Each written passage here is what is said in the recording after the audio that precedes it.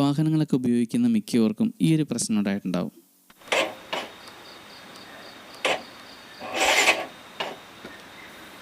അപ്പോൾ വാഹനങ്ങൾക്കൊക്കെ ഉപയോഗിക്കുന്ന ഇതുപോലുള്ള ഓട്ടോമോട്ടീവ് ബാറ്ററി ഇതിന് കൂടുതൽ ലൈഫ് കിട്ടണമെങ്കിൽ ഇതുപോലുള്ള പുതിയ ബാറ്ററി മേടിച്ച് ഉപയോഗിച്ച് ഏകദേശം ഒരു 2 വർഷം ആകുന്നതിന് മുമ്പ് തന്നെ ബാറ്ററി വാട്ടർ റീഫില്ല് ചെയ്യണം. എങ്കിൽ മാത്രമാണ് ബാറ്ററിക്ക് കൂടുതൽ നാൾ ലൈഫ് കിട്ടുള്ളൂ. അപ്പോൾ അതിനായിട്ട് നമുക്ക് ബാറ്ററിയുടെ ഈ മുകളിൽ ഒരു കവർ ഓപ്പൺ ആക്കണം.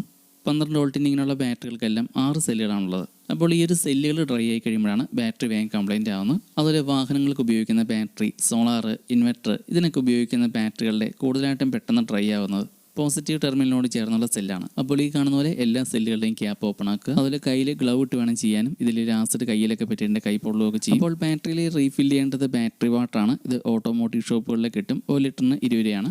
അപ്പോൾ ഓരോ സെല്ലുകളും കറക്റ്റായിട്ട് നോക്കുക. ഏതൊക്കെ സെല്ലുകളാണ് കൂടുതലായിട്ട് ഡ്രൈ ആയിരിക്കുന്നത് അതനുസരിച്ച് അതിൽ മാത്രം കൂടുതൽ വാട്ടർ റീഫിൽ ചെയ്യുക. ഇതിനായിട്ടൊരു സിറിഞ്ച് കൂടി ഉപയോഗിക്കുകയാണെങ്കിൽ എളുപ്പമുണ്ട് കറക്റ്റായിട്ട് വാട്ടർ റീഫിൽ ചെയ്യാം. ബാറ്ററിയിൽ ഓവറായിട്ട് വാട്ടർ റീഫിൽ ചെയ്യരുത്. ഓരോ സെല്ലുകളുടെയും ഹോളിലൂടെ ഉള്ളിലേക്ക് നോക്കുമ്പം വൈറ്റ് നിറത്തിലുള്ളിൽ കാണാം. അത് മുങ്ങിക്കിടക്കുന്ന രീതിയിൽ മാത്രമാണ് വാട്ടർ റീഫിൽ ചെയ്യാവുള്ളൂ.